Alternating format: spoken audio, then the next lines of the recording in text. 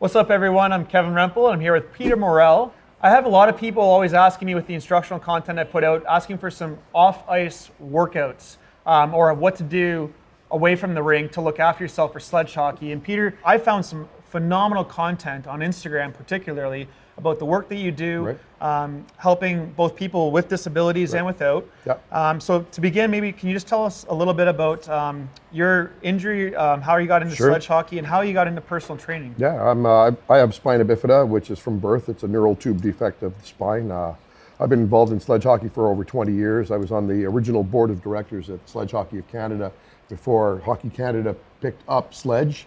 We were instrumental in getting that done and getting that work done from where it was back in the 90s to where it is now.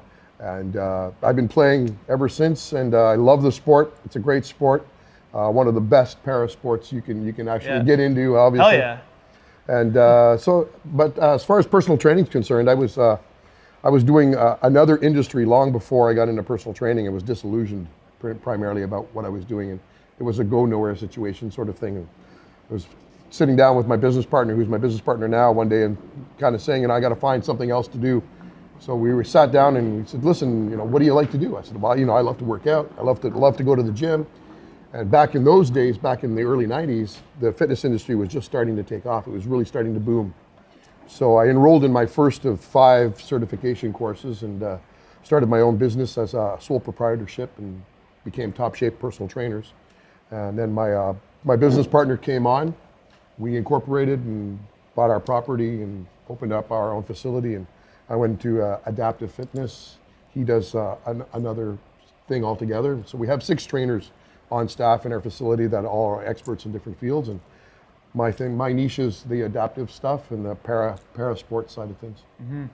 And if you haven't noticed, Peter's jacked. He absolutely knows what he's doing. It's been remarkable. You've worked with some of the Invictus Games athletes. Yep. I did was a coach for the indoor rowing and for the powerlifting 2 years back, and helped out some of the athletes for this year's games. Right on. And so if you go on Peter's Instagram, peter.morel, Peter has uploaded a ton of content for adaptive exercises, from like working on a stability ball or a Bosu ball to like pull-ups. I've noticed you do too, out of your chair. Working the core. For those that have the ability to work the core, obviously for sledge, your core is really, really important because that's what controls your sled. You'll be able to turn your sled with just your core with your hands up in the air rather than having to turn with your sticks is huge. So working the core is really, really important.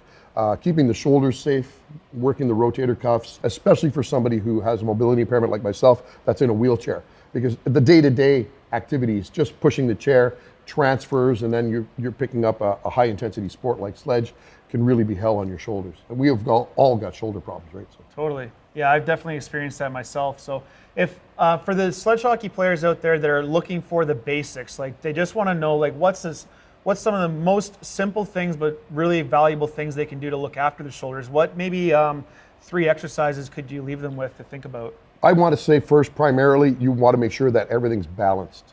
You're only as strong as your weakest link.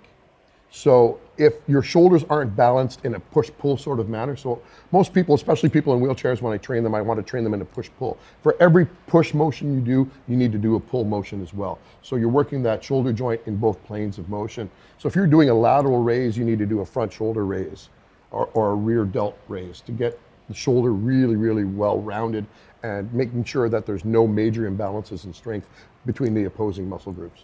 That's what causes injury. Okay. So shoulder balance being number 1. Second thing, what simple exercises would you do? Like just even talking about TheraBands or lacrosse ball, like rolling it out, like maybe some. Rolling isn't something I want to teach a new person that has never rolled before. That's a technique you really want to work on. You have to really be careful about rolling because you could compress nerves if you're not careful. So that could cause more damage. But as far as the technique in working your shoulders, it depends. The biggest answer is it depends how your shoulders are now. If you've got shoulder injuries, then shoulder presses and behind the neck presses and things usually are contraindicated. So we replace those with front raises, lateral raises, rear delt raises. So you're bending over and working the delts from the behind. Just making sure that you're balanced. So if you're doing 3 sets of 10 front raise, you want to do 3 sets of 10 side raise, 3 sets of 10 rear delt. And how would somebody discover if they don't realize they might have shoulder issues? Is there a simple way for someone to figure out if, like, before they sustain an injury, Right. is there a way to, like, find out, hey, I'm more caving into the Right. front? So versus I gotta if pull you're myself back? you're it's posture wise, right? So if you're sitting up nice and tall, your shoulders should sit nice and level.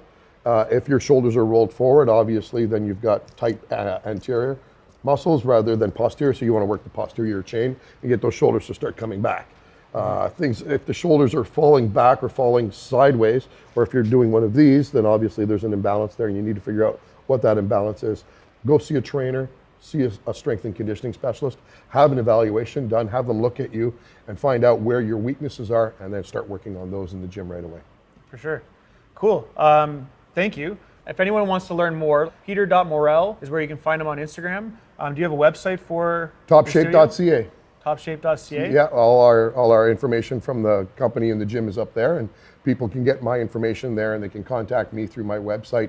Email is in the Instagram profile, and it's on the website. Which is, again? Peter@topshapeinc.com. Awesome. Cool. Thanks, my man. My pleasure, brother.